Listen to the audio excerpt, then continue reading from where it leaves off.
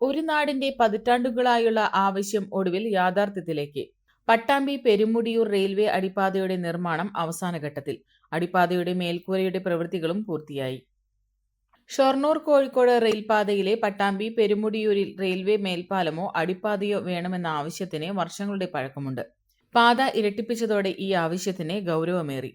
പെരുമുടിയൂർ സ്കൂളിലേക്കുള്ള കുട്ടികളടക്കമുള്ളവരുടെ റെയിൽപാത മുറിച്ചുകടന്നുള്ള യാത്ര വലിയ അപകടങ്ങൾക്കും ഇടവരുത്തി. വിദ്യാർത്ഥികൾ ഉൾപ്പെടെയുള്ളവരുടെ ട്രെയിൻ തട്ടിയുള്ള മരണവും തുടർക്കഥയായി. ഇതോടെ നാട്ടുകാരും സ്കൂൾ അധികൃതരും വിവിധ രാഷ്ട്രീയ പാർട്ടി പ്രതിനിധികളുമെല്ലാം റെയിൽവേയെ സമീപിച്ചു. ഇതിനിടെ പാളം മുറിച്ചു കടക്കുന്ന വഴി റെയിൽവേ അടച്ചുപൂട്ടാനുള്ള നടപടികളുമുണ്ടായി. ഇത് ജനകീയ പ്രതിഷേധങ്ങൾക്കും ഇടവരുത്തി. ഒടുവിൽ സ്കൂളിലെ കുട്ടികളുടെ യാത്രാ സൗകര്യാർത്ഥമാണ് റെയിൽവേ അടിപ്പാത നിർമ്മിക്കാനുള്ള നടപടികളുമായി രംഗത്തിറങ്ങിയത്. കഴിഞ്ഞ ഏപ്രിലിലാണ് ഇതിന്റെ പ്രവൃത്തികൾ തുടങ്ങിയത്. മഴ തുടങ്ങിയതോടെ പ്രവൃത്തികൾ നിർത്തിവെക്കുകയും ചെയ്തു. തുടർന്ന് ഇക്കഴിഞ്ഞ മാർച്ചിൽ പ്രവൃത്തികൾ പുനരാരംഭിക്കുകയായിരുന്നു. നിലവിൽ പ്രവൃത്തികൾ പൂർത്തിയായി വരികയാണ്. കഴിഞ്ഞ മാസം കോൺക്രീറ്റിൽ നിർമ്മിച്ച അടിപ്പാത റെയിൽവേ ലൈനിനടിയിലേക്ക് തള്ളി സ്ഥാപിച്ചിരുന്നു. ഇപ്പോൾ ഇരുഭാഗത്തും സംരക്ഷണ ഭിത്തിയുടെ നിർമ്മാണം നടന്നുവരുന്നു. അടിപ്പാതയുടെ ഇരുഭാഗത്തുമുള്ള വഴിയിൽ മഴ പെയ്ത് വെള്ളം വരാതിരിക്കാൻ മേൽക്കൂര നിർമ്മാണവും പൂർത്തിയായി. അടിപ്പാതയിലേക്കുള്ള പടവുകളും IED കുട്ടികളുടെ സൗകര്യാർത്ഥം റാമ്പും ടൈൽസ് വിരിക്കലും ഉൾപ്പെടെയുള്ള പ്രവൃത്തികളാണ് ഇനി നടക്കാനുള്ളത്. ജൂണിൽ സ്കൂൾ തുറക്കുന്നതിന് മുൻപേ തന്നെ അടിപ്പാത തുറന്നു കൊടുക്കാനാണ് അധികൃതർ ലക്ഷ്യമിടുന്നത്. അടിപ്പാത യാഥാർത്ഥ്യമായതിന്റെ സന്തോഷത്തിലാണ് നാട്ടുകാരും. 95.36 ലക്ഷം രൂപ ചിലവഴിച്ചാണ് അടിപ്പാതയുടെ നിർമ്മാണം.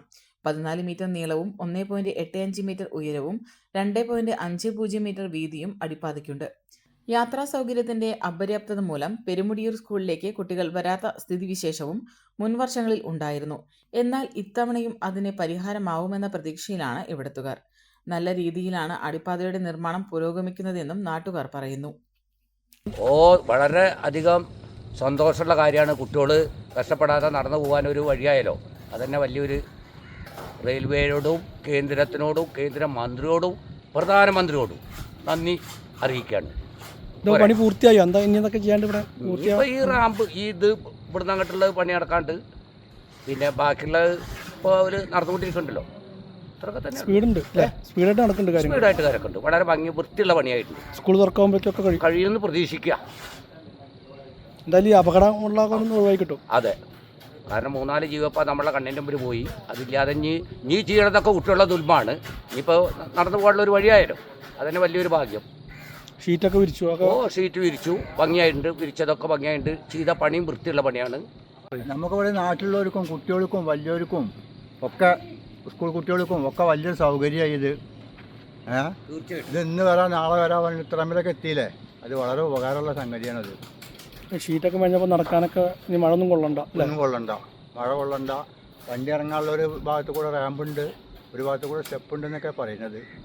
അത് ചെയ്തുകൊണ്ടിരിക്കണു. ഇനിയിപ്പോൾ ഇവിടുന്ന് റോഡങ്ങോട്ട് മുട്ടിക്കുക, അപ്പുറം പണി നടന്നുകൊണ്ടിരിക്കുന്നുണ്ട്. അതൊക്കെ കഴിഞ്ഞാൽ ഒരു 10-15 ദിവസത്തിൻ്റെ ഉള്ളിൽ ക്ലിയറാവും.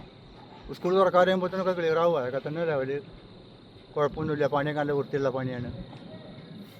പെണ്ണ് കുതിക്കും പെണ്ണിനെ കുതിപ്പിക്കുന്ന കനക ഘടകാഭരണങ്ങളുടെ കമനീയ ശേഖരവുമായി പട്ടാമ്പി പട്ടണത്തിന്റെ കനക കൊട്ടാരം Manukkas gold and diamonds, Manukkas tower, railway over ബ്രിഡ്ജിന് സമീപം മെയിൻ റോഡ്, പട്ടാമ്പി.